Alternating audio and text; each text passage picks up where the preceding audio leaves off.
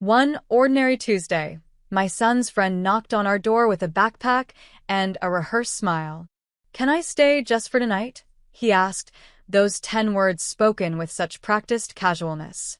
But later, as moonlight spilled across my guest room, I saw the truth written across his back. Ugly purple bruises no child should ever wear. They told a different story, of locked closets, of silent screams, of adults who looked away. I was just another suburban mom with dinner in the oven and bills piled on the counter. I wasn't prepared to face down monsters wearing respectable faces. But some choices aren't really choices at all. Because once you've seen what I saw on Noah's back, you can never unsee it. And you can never walk away. Just before we get back to it, I'd love to know where you're watching from today. And if you're enjoying these stories, make sure you're subscribed. Another Tuesday night in Pinewood meant meatloaf, which Ellis always complained about but cleaned his plate anyway. I was pulling it from the oven when I heard the doorbell ring. "I'll get it, Mom," Ellis called from the living room. At 10 years old, he'd recently decided answering the door made him the man of the house. I smiled, placing the steaming dish on the counter. Our little routine in our little house in our little town was predictable, but comforting. After David left 3 years ago, predictable felt like a blessing. The muffled conversation at the door went on longer than usual. Curious, I wiped my hands on a kitchen towel and made my way to the entryway. Ellis stood with the door open, whispering intensely with another boy about his age. "Ellis," I called, rounding the corner. Both boys jumped. The visitor was thin, blonde, and pale, with circles under his eyes that no child should have. He clutched a worn backpack to his chest like it contained everything precious in the world. "Mom, this is Noah, from school." Ellis spoke quickly, his eyes begging me for something I couldn't yet understand. "Noah Greaves." The boy, Noah, looked up at me with clear blue eyes. "Ma'am, I'm really sorry to bother you." His voice was soft, rehearsed. "I was wondering if I could maybe stay over. Just for tonight. My mom's not home again and your mom doesn't know where you are?" I interrupted, alarm bells ringing. Noah looked down. "She works nights sometimes. She won't notice." Ellis grabbed my hand. "Please, Mom? Noah's really cool. He helps me with math." I studied Noah more carefully. His clothes were clean but wrinkled, like they'd been pulled from the bottom of a drawer. His sneakers were worn at the edges. But it was the look in his eyes that got me, a practiced calm with something desperate underneath. "Noah, honey, I really should call your mom," I said gently. His shoulders tensed. "Please don't. She needs her rest. I don't want to bother her." A car door slammed down the street, and Noah actually flinched at the sound. My stomach tightened. "Just for tonight," I heard myself say. "But tomorrow, we talk about calling your mom, okay?" The relief that washed over both boys' faces made me wonder what I was getting myself into. Ellis pumped his fist in victory while Noah's smile didn't quite reach his eyes. "Thank you, Mrs. Whitmore. I promise I won't be any trouble." "Claire," I corrected. "Call me Claire." I showed Noah to our guest room. Really just a small office with a pull-out couch. Ellis hovered nearby, clearly protective of his friend. "Dinner's almost ready. You like meatloaf, Noah?" I asked, trying to sound normal. "Yes, ma'am, I mean Claire. I like everything really." The way he said it made me think he'd had to like whatever was put in front of him. At the dinner table, I watched Noah carefully. He ate quickly but neatly, taking modest portions until I encouraged him to have seconds. His eyes stayed mostly on his plate. When Ellis accidentally dropped his fork with a clatter, Noah's hand jerked, though he covered it well. Ellis kept the conversation going, telling me about their science project on ecosystems. Noah contributed occasionally, showing flashes of intelligence and humor that made me see why Ellis liked him. But there was always that guardedness, that careful control. After dinner, I suggested the boys shower before bed. Ellis went first while Noah helped me clear the table, insisting actually despite my protests. "My mom says a guest should always help," he explained, efficiently stacking plates. "Your mom taught you well," I replied, watching his methodical movements. "Does she work nights often?" Noah's hands paused for just a second. Sometimes. Depends on the schedule. What does she do? I kept my tone casual. Different things. Mostly at the hospital now. He didn't elaborate. When both boys had showered, I said goodnight, reminding them not to stay up too late. Then I gathered their towels for the laundry, noticing a dark stain on what must have been Noah's t-shirt. I unfolded it, my breath catching. Blood. Not much, but unmistakable, on the back of the shirt. My heart raced as I walked back to the guest room. The door was ajar. I knocked softly before pushing it open just an inch. Noah? Did you find everything you? The words died in my throat. Noah stood with his back to the door, shirtless, rummaging through his backpack. His pale skin was a canvas of violence, deep purple bruises across his shoulder blades, yellowing marks around his ribs, what looked like belt marks striping his lower back. He turned quickly, but not before I saw everything. We stared at each other for a frozen moment before I found my voice. I just wanted to make sure you had enough blankets, I stammered, gripping the doorframe. Noah pulled on his sleep shirt with practice speed. I'm fine, thank you. His voice was suddenly wooden. His eyes shuttered. I nodded and backed away, closing the door gently. Then I hurried to the bathroom, my hand over my mouth, fighting the urge to be sick. Those marks weren't from falling off a bike or roughhousing. Someone had deliberately hurt this child, repeatedly, viciously. And he had hidden it with the skill of long practice. I spent the next hours in a haze of research, child abuse signs, mandated reporting laws, local CPS procedures. The screen blurred as tears filled my eyes. What was happening in that house? Who was hurting him? The mother he was so reluctant to bother? Around midnight, my bedroom door creaked open. Ellis stood there in his pajamas, looking smaller than his 10 years. Mom, he whispered. Are you still awake? I patted the bed beside me. What's wrong, sweetheart? He climbed up, hugging his knees to his chest. I should have told you before. Told me what? My pulse quickened. Ellis's eyes were wide in the dim light. About Noah. It's been happening for a while. The bruises and stuff. He swallowed hard. He never wanted me to tell.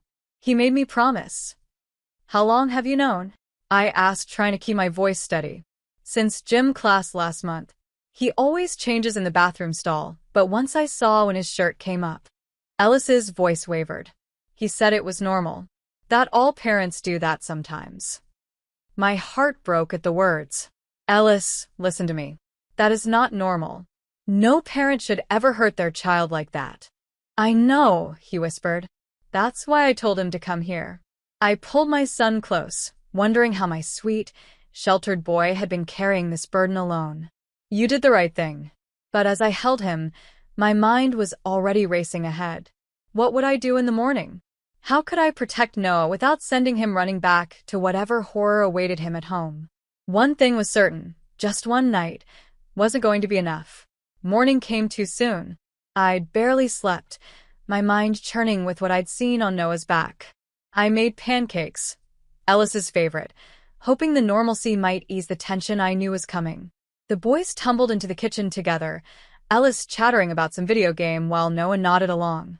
He seemed different in the daylight, still guarded, but with a cautious cheerfulness that broke my heart. This was a child desperately trying to appear normal. Morning, boys, I said, flipping another pancake. Sleep well? Great. Ellis grabbed the syrup before even sitting down. Noah nodded. Yes, thank you. The couch was really comfortable. I placed a stack of pancakes in front of each of them. Eat up. I thought maybe Noah could stay another day or two. Noah froze, fork halfway to his mouth. Really? If you'd like to, I said carefully. Ellis has been wanting a friend over for a movie marathon. Ellis caught on immediately. Yeah, we could watch all the Marvel movies in order. Hope and suspicion warred on Noah's face. I don't want to be a bother. Not at all, I assured him. But we should let your mom know. A crash made us all jump. Noah had dropped his plate. It shattered on the floor, sending pancake pieces and syrup everywhere. I'm sorry, he gasped, already on his knees gathering shards. "I'm so sorry, I'll clean it up." The panic in his voice was unbearable. I knelt beside him, gently taking the broken pieces from his trembling hands. "It's just a plate, Noah. Accidents happen." His breathing was shallow, eyes darting to the door like he expected punishment to walk through it. I helped him up, noticing how he flinched when my hand touched his arm. After breakfast, I sent the boys to play video games while I made some calls. First, their school. Pinewood Elementary. This is Susan. Susan. This is Claire Whitmore, Ellis's mom. I need to speak with Miss Pendleton about one of her students. Minutes later, Ellis's 5th grade teacher came on the line. "Mrs. Whitmore? Is everything all right?" "I'm calling about Noah Greaves," I said, keeping my voice low. "He stayed at our house last night, and I noticed some concerning signs." A heavy pause. "What kind of signs?" "Bruises. A lot of them. On his back and ribs." I swallowed. "They look deliberate, Miss Pendleton." Another silence. "I've had concerns," she finally admitted. "Noah's very private. Wears long sleeves even in warm weather.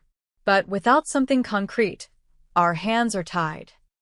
"This is concrete," I insisted. "I saw the marks myself." "Did Noah tell you who hurt him?" "No, but—" "Mrs. Whitmore," she interrupted, her voice gentle but firm, "we've looked into the Greaves situation before. Noah's mother is well-connected in town. Without Noah's testimony or clear evidence linking the injuries to a specific person, it's difficult to proceed." My frustration mounted. "So, everyone just looks the other way?" "I didn't say that." Her voice dropped lower. "You might want to speak with Mr. Rayford, our school counselor. Noah meets with him weekly." I hung up feeling uneasy. Next, I drove to the school, claiming I needed to drop off Ellis's forgotten lunch. The real purpose: to find Mr. Rayford. The counselor's office was tucked away in a quiet corner. Theodore Rayford was younger than I expected, maybe early 30s, with wire-rimmed glasses and a cautious smile. "Mrs. Whitmore," he greeted me. "What can I do for you?" I closed his door before speaking. "I'm here about Noah Greaves." His smile faltered slightly. "I can't discuss students without parental consent. Even when that student shows signs of abuse?" I kept my voice steady. Rayford adjusted his glasses. "Any concerns about abuse would be handled according to protocol." "Which is what, exactly?" "Because I'm seeing a lot of protocol, but not much protection." He leaned forward. "Mrs. Whitmore, these situations are delicate. We follow the law. If we suspect abuse, we report it." "And have you reported Noah's situation?"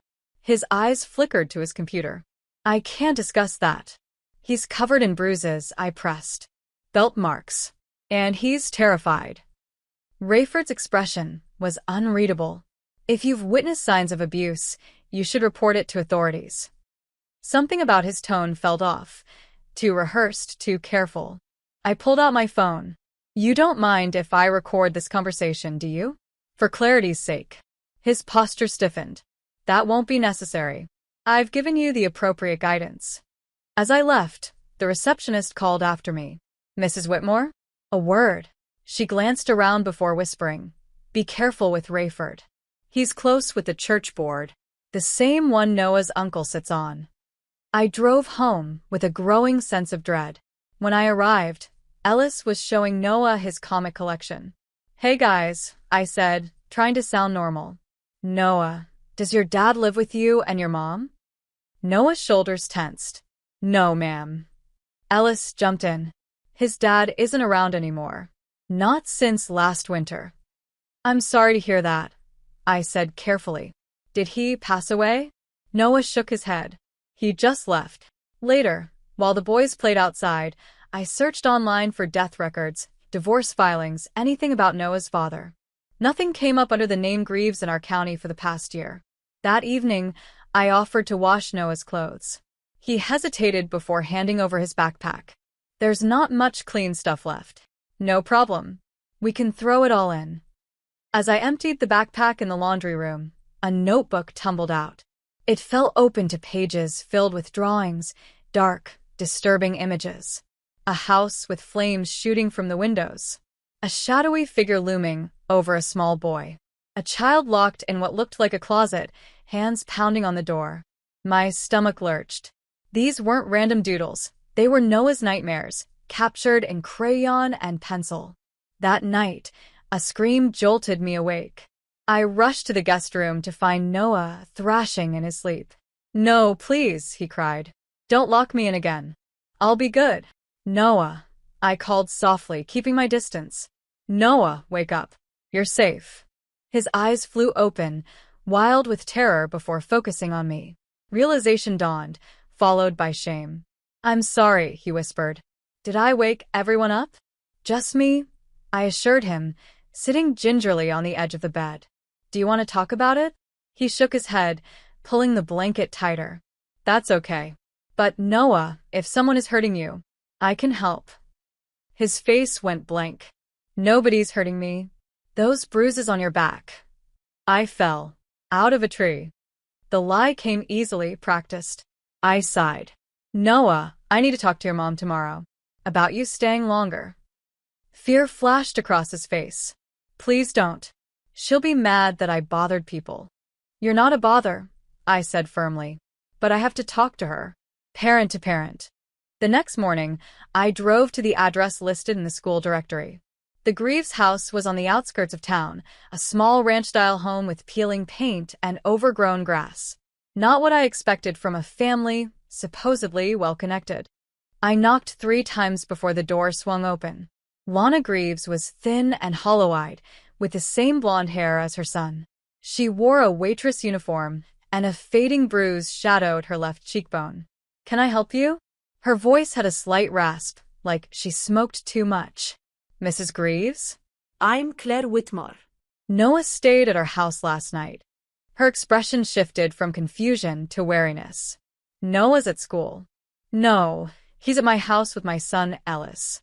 He came over yesterday and asked to stay the night." Her fingers tightened on the doorframe. "He didn't tell me. He said you work nights." "Not last night."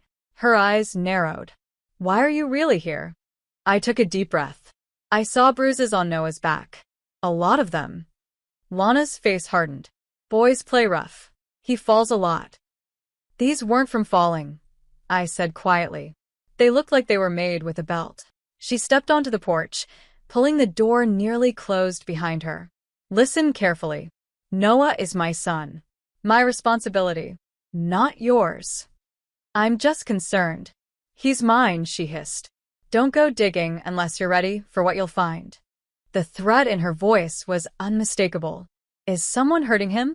I pressed. "Is someone hurting you too?" Something flickered in her eyes. Fear, maybe. "Go home, Mrs. Whitmore. Send Noah back after school." She retreated inside, slamming the door. I sat in my car, hands shaking. The confrontation had only deepened my concerns. Who was she protecting? Herself? Noah? Someone else? That night, after the boys went to bed, I set up a small camera in the living room, a nanny cam disguised as a clock. I hated invading Noah's privacy, but I needed evidence if I was going to help him. At midnight, my phone rang with an unknown number. I answered cautiously. "Hello." Silence. Then a man's voice, low and deliberate. "You're not the first to ask questions about the Greaves. Be careful." The line went dead. The next morning, I reviewed the nanny cam footage with a knot in my stomach. What I saw broke my heart. At 2:17 a.m., Noah had crept into the kitchen, quietly opening cupboards until he found our snack shelf. He carefully took 2 granola bars and an apple, wrapping them in a napkin before tucking them deep in his backpack. He checked all the door locks twice, testing each one. Then he sat on the couch, whispering what sounded like prayers, before returning to the guest room. This wasn't just a kid sneaking midnight snacks. This was survival behavior, hoarding food, ensuring escape routes, seeking divine protection. Classic signs of severe trauma. While the boys were at school, I drove to the police station. Officer Jameson was an old friend from high school who'd helped when neighborhood kids vandalized my garage last year. "Police reports involving the Greaves family," I explained after pleasantries. "Anything in the system?" Jameson frowned. Claire, you know I can't just pull records for you. Please, Mike. I think a child is in danger. His expression softened. Give me a minute. He returned with a troubled look. 3 domestic disturbance calls in the past year. All dismissed. Notes mention a misunderstanding each time. Who made the calls? Different neighbors. Funny thing, 2 families moved away shortly after. He leaned closer. There's something else. Dylan Greaves, Noah's uncle, I think. He was questioned in a missing persons case 5 years ago. Teen boy from the church youth group. Nothing came of it. My blood ran cold. What happened to the boy?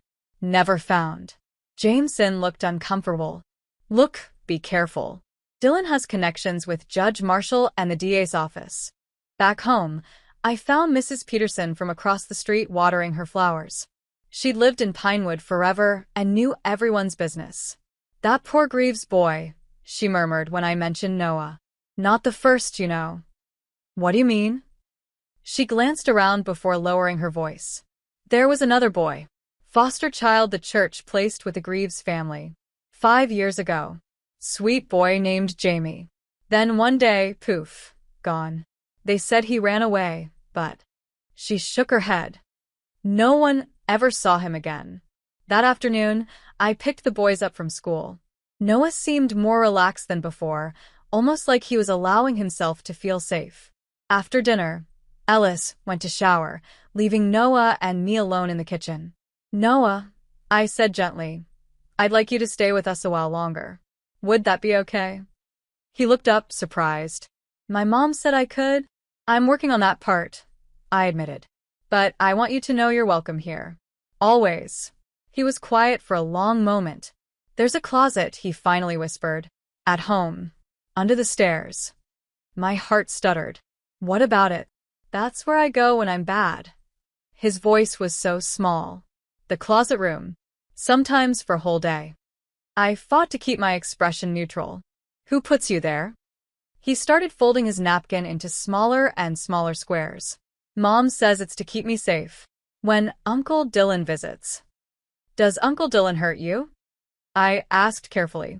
Noah's hands trembled. He says it's discipline. That I have the devil in me. A tear slid down his cheek. He does it to Mom too. When she tries to stop him.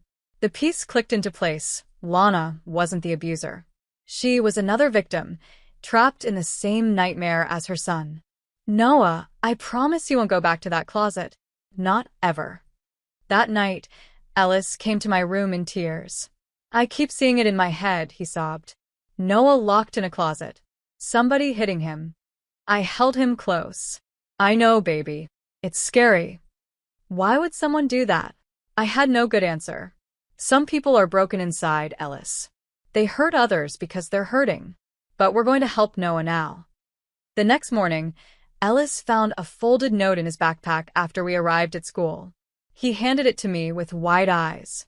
Keep your nose out of what doesn't belong to you, it read in block letters. Or your boy will learn what real pain is. My hand shook with rage and fear. Someone was threatening my son now. After dropping the boys at school, I noticed a black SUV parked across the street. Tinted windows, expensive wheels. It followed me for several blocks before turning off. That afternoon, the same SUV was parked near my house. This time I wrote down the license plate and followed it when it pulled away. It led me to an imposing brick building on the edge of town, Pinewood Community Church. Inside, a secretary directed me to a board member's office. The nameplate read Dylan Greaves. He was younger than I expected, early 40s, handsome in a severe way, with the same blue eyes as Noah. His smile never reached those eyes. Mrs. Whitmore, he greeted me, closing his office door. I wondered when you'd come looking for me. You've been following me, I stated flatly, keeping an eye on my nephew's welfare. His voice was smooth, controlled. I understand he's staying with you. He's safe with me, I countered. Dylan chuckled. Noah requires firm guidance. He has behavioral issues. His mother lacks the proper discipline. Is that what you call the bruises on his back? Discipline? His expression hardened. Children need structure. The Bible speaks of sparing the rod and spoiling the child. The Bible doesn't advocate child abuse. Abuse is a strong word. He leaned forward. Tell me, Mrs. Whitmore, are you familiar with our church's youth rehabilitation program? We help troubled boys find the right path. A chill ran through me. Like Jamie? The foster boy who disappeared 5 years ago.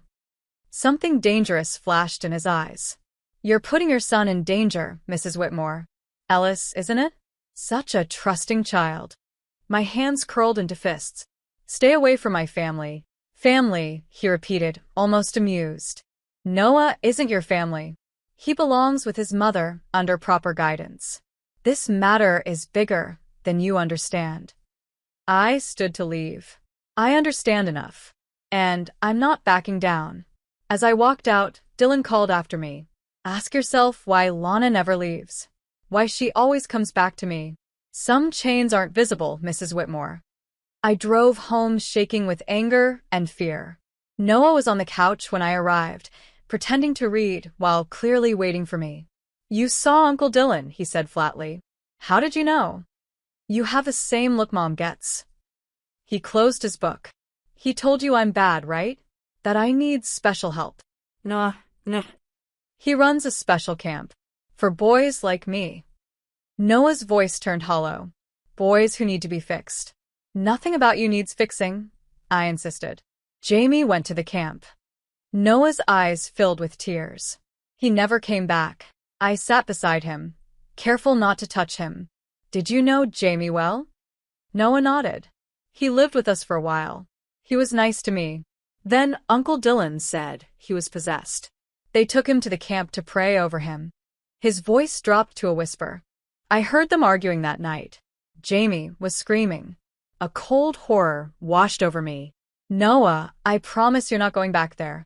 Not to your house. Not to any camp. You can't stop him, Noah said with the resigned certainty of a child who'd never been protected. Nobody can. That night, I was awakened by Ellis shaking my shoulder. Mom. Noah's gone. We searched the house frantically. The guest room was empty, Noah's backpack missing. The back door stood slightly ajar. On his pillow was a note in childish handwriting. Thank you for being nice to me. I have to go or he'll hurt Ellis too. Noah had run away to protect us. And I had no idea where to find him. I stared at Noah's note until the words blurred. My hands shook as I dialed 911. My son's friend is missing, I told the dispatcher, my voice cracking. He's 10 years old. He left a note saying he ran away. The questions came rapid fire. How long had he been gone? What was he wearing? Any idea where he might have gone? I answered as best I could, fighting rising panic. Ma'am, why was this child staying with you instead of his legal guardian? The dispatcher's tone shifted subtly. He was being abused at home, I said firmly. I have photographs of bruises on his back and ribs. A pause. And you reported this to Child Protective Services? I closed my eyes. I was gathering evidence. I was trying to protect him. We'll send an officer to take a report, she said finally. In the meantime, contact the child's parents. Ellis stood in the doorway, still in his pajamas, tears streaming down his face. I pulled him close. This is my fault, he whispered against my shoulder. I pushed him too hard. I kept asking about the bruises. No, baby, I said, stroking his hair. Noah ran because he cares about you. He thinks he's protecting us. From his uncle? I nodded. But we're going to find him first. Officer Bennett arrived 30 minutes later. He was young and took copious notes, but I could see the skepticism in his eyes when I mentioned Dylan Greaves. Mr. Greaves is highly respected in this community, ma'am, he said carefully. These are serious allegations. I have pictures, I insisted, showing him the photos I'd taken of Noah's back while he slept, and his own testimony about being locked in a closet. Bennett's expression softened slightly. I'll file the report. We'll start looking right away. After he left, I called everyone I could think of, Noah's school, local stores, the public library. No one had seen him. By mid-morning, a small search party had formed in my living room, parents from Ellis's class, a few neighbors, my friend Rachel from work. We'll split into groups, I explained, unfolding a map of Pinewood. Noah's on foot, so he can't have gone far. As everyone dispersed, my phone rang. Lana Greaves. You lost my son. Her voice was flat. Lana, I'm doing everything I can to find him, I said, trying to stay calm. He's scared of your brother. Of what Dylan might do to him. Or to Ellis. A long silence. You don't understand what you're dealing with. Then help me understand, I pleaded. Help me find Noah before Dylan does. It's too late. The defeat in her voice chilled me. Dylan knows he's gone. He has people looking. Lana, please. I know you want to protect Noah. Another silence. The old church camp, she finally whispered. North of town. If he's running from Dylan, he might go there.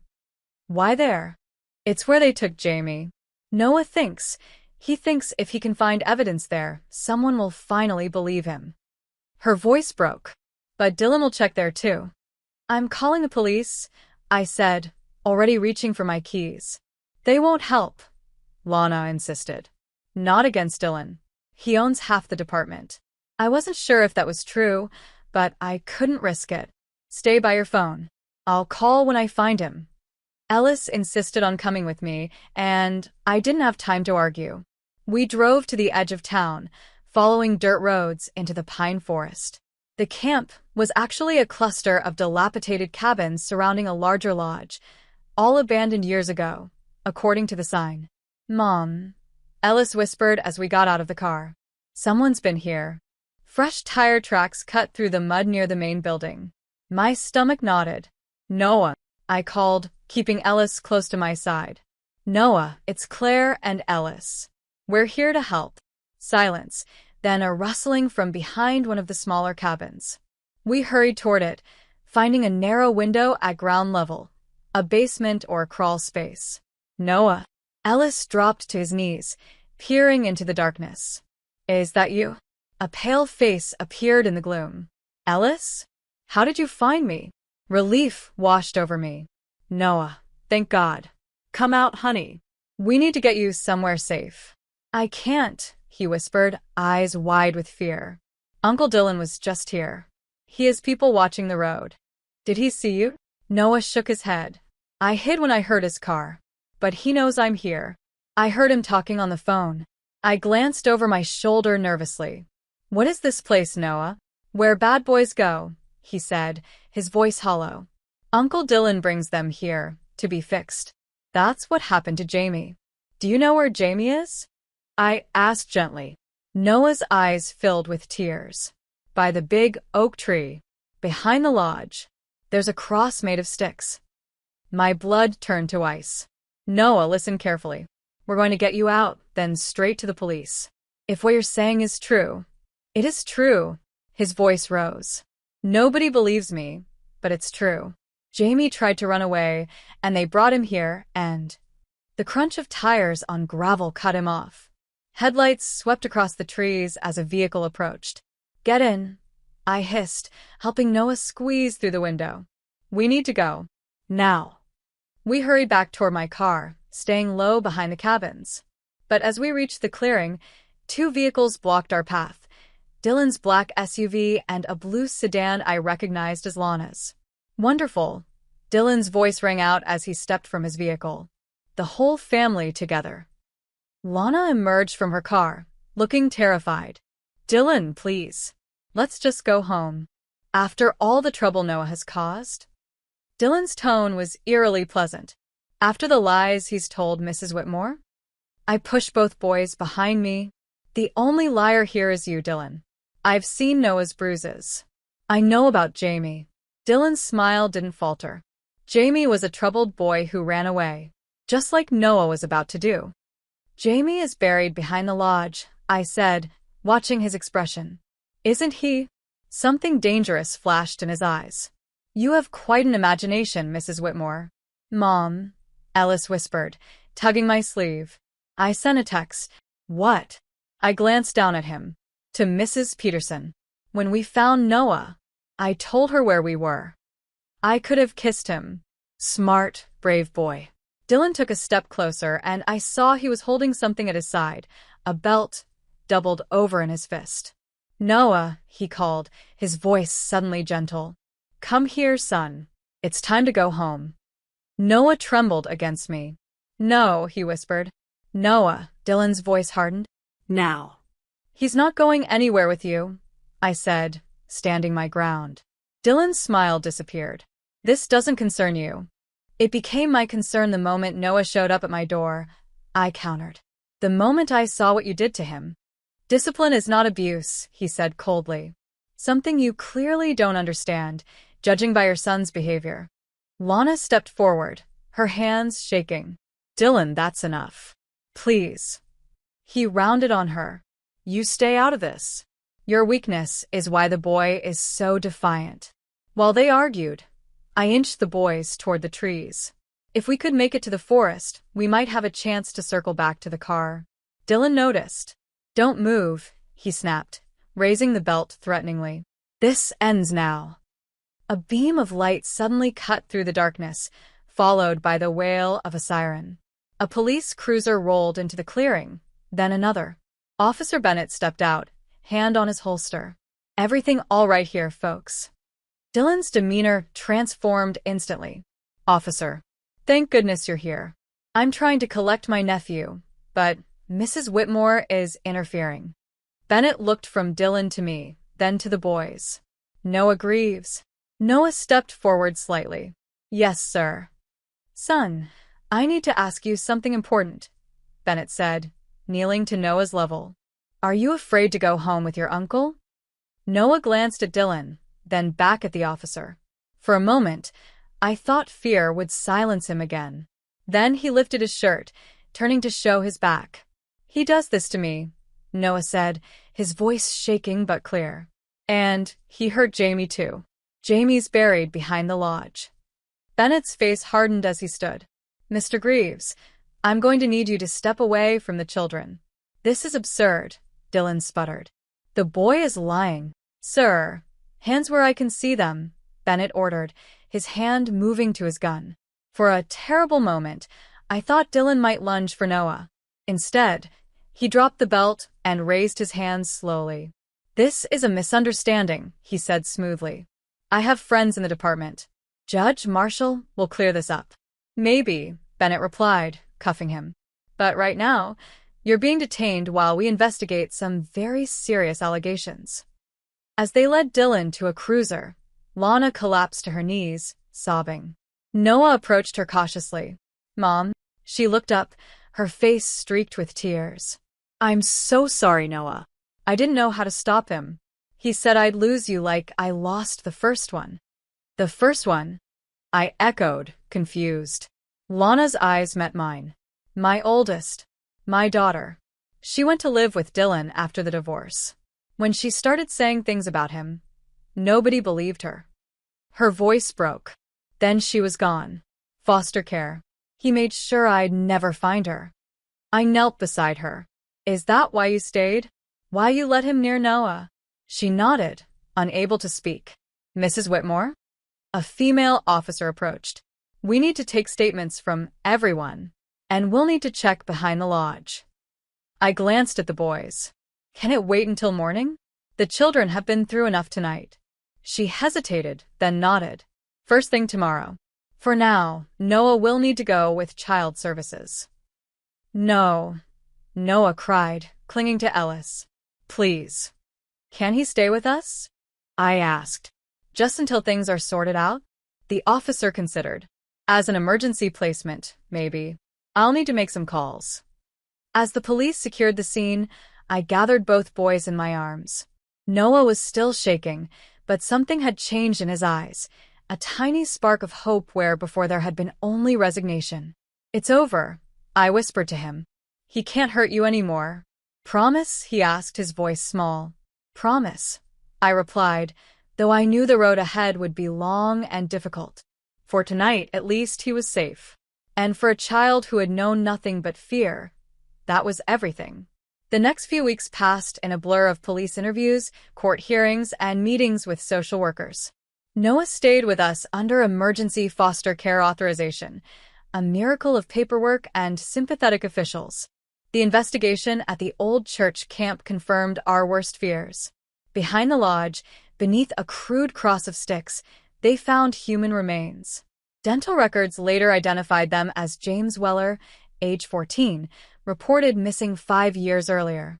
Dylan Greaves was held without bail, charged with multiple counts of child abuse, false imprisonment, and eventually murder. His arrest sent shockwaves through our small town. The scandal touched everyone, from church officials who had looked the other way to school administrators who had ignored warning signs. Noah was assigned a caseworker named Darlene Wilson, a no-nonsense woman with kind eyes who came twice weekly to check on him. "He's doing remarkably well, considering," she told me during one visit, watching Noah and Ellis build a Lego fortress in the living room. "Children are resilient, but they need stability. He feels safe here." "What happens next?" I asked, the question that had been keeping me awake at night. "Will he go back to Lana?" Darlene sighed. "She's entered a treatment program for domestic violence survivors. It's a good start, but recovery takes time. For now, if you're willing, we'd like Noah to remain with you." "Of course," I said without hesitation. "As long as he needs." Noah's therapy sessions began the following week. Dr. Laura Simmons specialized in childhood trauma and had an office filled with art supplies and fidget toys. Noah emerged from his first session quiet but not shut down progress, according to Dr. Simmons. "He's carrying a lot of guilt," she explained privately. "For not protecting his mother. For Jamie. For putting Ellis in danger. We're working on that." Ellis, my sweet, empathetic boy, seemed to understand instinctively what Noah needed. He included Noah in everything, defended him fiercely at school, and never pushed when Noah had quiet days. But not everyone was supportive. The whispers started at school pickup, spread to the grocery store, the PTA meeting. "She's trying to steal someone else's child." Always thought she was lonely after the divorce. Did she really need to involve the police? Couldn't it have been handled privately? Rachel warned me over coffee one morning. "People are talking, Claire. The Greaves had connections.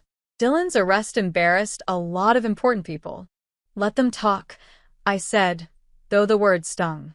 Noah's safety matters more than gossip. The whispers became open criticism when Lana's initial supervised visitations went well. Twice a week, she and Noah met at the Family Services Center, slowly rebuilding their relationship. "She's his mother." Trish Baker cornered me after a school function. "Don't you think the boy belongs with her?" I took a deep breath. "I think Noah belongs wherever he feels safe. Right now, that's with us. But I hope someday he can be with Lana again." What I didn't mention was Lana's private confession during one of our meetings. "I don't know if I'll ever be strong enough to protect him properly. I failed before." 1 month into Noah's stay, Darlene arrived for her regular visit with a troubled expression. "We need to talk," she said once the boys were outside. "There's been a formal complaint about your fitness as a foster parent." My heart sank. "From who?" "Anonymous, officially. But it came through Dylan's attorney." She looked apologetic. "We have to investigate any complaint. There will be additional home visits, interviews with the boys, background checks." "He's in jail, and he's still trying to control Noah," I said, anger rising in my throat. "It's a tactic," Darlene agreed. "But don't give them anything to use against you. This placement is temporary until the court makes a permanent decision." The review process was intrusive and exhausting. Every aspect of my life came under scrutiny: my work schedule, finances, parenting philosophy, even my divorce. Through it all, I maintained a calm facade for the boys' sake, but inside I was terrified of losing Noah. Meanwhile, Ellis threw himself into advocating for his friend. When his teacher assigned speeches about courage, Ellis stood before his class and spoke from the heart. "Courage isn't just doing dangerous stuff," he began. "Sometimes it's telling the truth when everyone wants you to be quiet. Sometimes it's being the family someone needs when their own family hurts them." Miss Pendleton called me that evening, her voice thick with emotion. "Claire, I owe you an apology. I should have done more for Noah." "We all should have," I replied, thinking of all the adults who had failed him. The preliminary hearing for Dylan's case brought another breakthrough. The investigation had reopened old questions about other boys who had gone through Dylan's rehabilitation program. Two came forward with similar stories of abuse, though none as severe as Noah's. And then came the biggest revelation. Lana agreed to testify against her brother in exchange for immunity and entry into a comprehensive rehabilitation program. Her testimony detailed years of manipulation and abuse, beginning in their childhood home and continuing into her marriage and motherhood. He controlled everything, she told prosecutors. Who I saw, where I lived, how I raised Noah. When I tried to leave, he threatened to take Noah away. Said he'd tell everyone I was an unfit mother, that I'd never see my son again. As news of Lana's cooperation spread, the tide of public opinion began to shift. People who had whispered behind my back now stopped to ask how Noah was doing. Some even admitted they'd suspected problems at the Greaves house, but hadn't known what to do. 4 months after Noah first knocked on our door, I sat in a family court hearing, heart pounding as Judge Williams reviewed the case. Ms. Greaves is making commendable progress, the judge noted, but stability remains a concern. The child has formed a significant bond with the foster family. She looked at me over her glasses. Mrs. Whitmore, are you prepared to continue as Noah's foster parent for the foreseeable future? Yes, Your Honor, I said without hesitation. For as long as needed. And Ms. Greaves, you understand this arrangement? Lana nodded, eyes downcast. I want what's best for Noah. Right now, that's not me. The judge made her ruling. Noah would remain in my custody, with Lana granted supervised visitation rights that could expand as she progressed in her recovery. A review was scheduled for 6 months later. Outside the courtroom, Lana approached me. Thank you, she said quietly, for doing what I couldn't. You're getting stronger every day, I told her. Noah sees that. She smiled sadly. He calls your house home now. That hurts, but it's right. That evening, I tucked Noah into bed, something he'd recently started allowing. The judge said I can stay, he said, his voice small in the darkness. As long as you want, I confirmed. He was quiet for a moment. What if I want to stay forever? My heart swelled. Then we'll work on that too. His hand found mine in the darkness. I'm not scared anymore, he whispered. Not like before. As I closed his door, I found Ellis waiting in the hallway. Is Noah really going to be my brother? He asked. Would you like that? His grin was answer enough. The next day, I filed the first paperwork for permanent guardianship, the first step toward possibly adopting Noah, if that became what was best for him. The road ahead was uncertain, but for the first time in months, it was filled with hope instead of fear. That weekend, we began building a treehouse in the backyard, a project Noah had shyly suggested. As we worked, Noah laughed freely, no longer flinching at sudden movements or loud noises. Watching him, I realized we weren't just building a treehouse. We were rebuilding a life that had been shattered by cruelty, piece by piece, with patience and love. A home rebuilt, stronger at its broken places. 1 year later, I stood in our kitchen, marveling at how much had changed. The calendar on the wall was crowded with activities. Ellis's baseball games, Noah's therapy appointments, now down to twice monthly, weekend plans, and school events. Normal, beautiful chaos. Mom. Noah took the last of the cinnamon toast crunch again. Ellis's indignant cry rang from the dining room. Did not. I left like 3 pieces. Noah countered, laughing. 3 pieces isn't a serving. It's just crumbs. I smiled as I rounded the corner. There's another box in the pantry, drama queens. The boys sat at the table, uniforms rumpled, hair still messy from sleep. Ellis, now 11, had shot up 3 inches in the past year. Noah, still smaller but no longer painfully thin, had developed a smattering of freckles across his nose from hours spent outdoors. We're going to be late, I reminded them, grabbing car keys. Parent-teacher conferences this afternoon, so Aunt Rachel is picking you up from school. Can we get pizza tonight? Noah asked, slinging his backpack over his shoulder. Sure. But vegetables on at least half. I countered. Gross. Both boys groaned in unison. These ordinary moments still took my breath away sometimes. The easy banter, the casual requests, the absence of fear in Noah's eyes. It hadn't been an easy year, but healing had come in small, steady increments. Dylan's trial had concluded 3 months ago with multiple convictions, including second-degree murder for Jamie's death. The sentence: life without parole. Noah hadn't attended the trial, but he'd written a statement that the prosecutor read to the court. Simple, devastating words about closets and belts and fear that left many jurors in tears. Lana had maintained her sobriety for 10 months now. She worked at a local diner and attended therapy twice weekly. Her supervised visits with Noah had gradually expanded to include occasional weekends. Their relationship remained complicated, fragile in places, but genuine love shone through the cracks. After dropping the boys at school, I drove to my office at the community center. What had begun as volunteer work helping families navigate social services had evolved into a full-time position directing a new advocacy program, supporting families in crisis.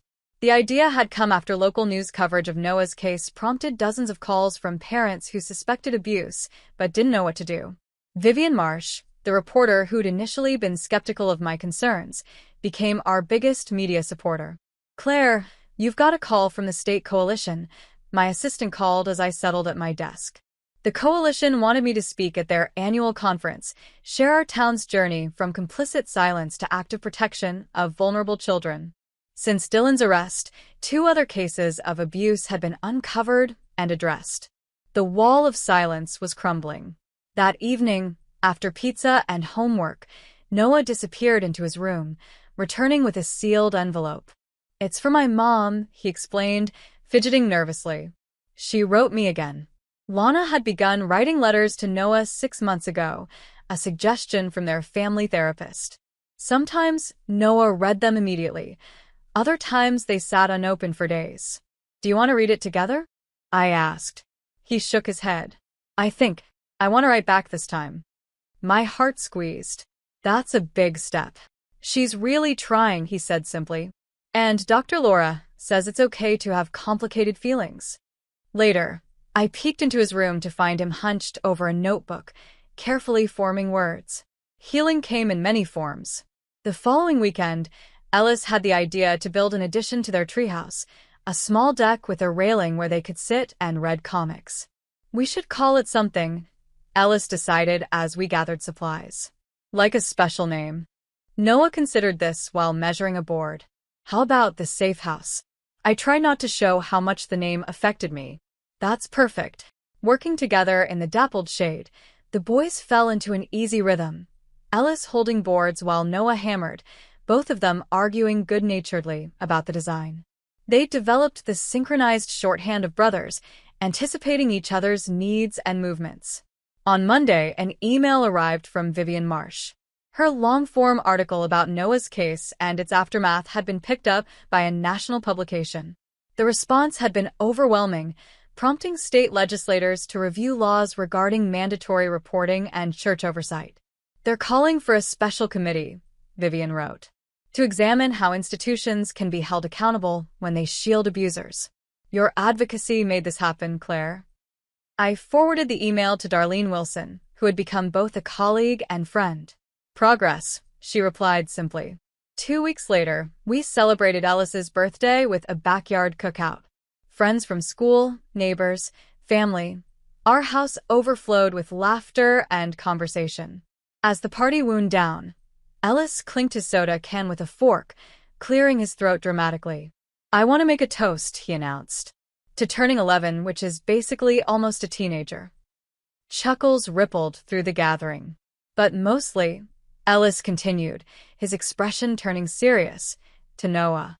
Because if Noah hadn't knocked on our door that night, I wouldn't have known how brave I could be, or how much better life is with a brother." Noah ducked his head, but not before I caught his smile. Unguarded, genuine happiness. He bumped Ellis's shoulder affectionately. That night, after the guests had left and the boys were in bed, I sat on the porch swing, watching fireflies rise from the lawn. Noah joined me, wrapped in a blanket despite the mild evening. "Can't sleep?" I asked, making room beside me. He shook his head. "Thinking too much." We swung in comfortable silence for a while before he spoke again. "I decided what I want to be when I grow up." "Oh, what's that?" A social worker, he said softly. Like Darlene. To be someone who listens when a kid says, please. I swallowed past the lump in my throat. You'd be wonderful at that. Do you think? He hesitated. Do you think some things happen for a reason? Even bad things? I don't know, I answered honestly. But I think we can find meaning in how we respond to them, in how we help each other heal. Noah nodded, leaning against my shoulder. I'm glad I came here. That night. Me too, sweetheart. We sat together watching the stars appear one by one, comfortable in our shared silence. The journey hadn't ended. There would be hard days ahead, setbacks, new challenges as Noah grew. But the foundation was solid now, built on trust and patience and unwavering support. He had asked to stay for one night, but what he really needed was a place to finally rest, to be a child without fear, to heal at his own pace, to dream of a future bright with possibility. And in finding a home for Noah, I had discovered a deeper purpose for myself. The broken places in all of us had begun to mend, stronger for having been shattered. One knock on the door had changed everything. One child's courage had transformed us all. Noah's breathing deepened beside me, his body relaxing into sleep. I covered him with more of the blanket, not wanting to wake him just yet.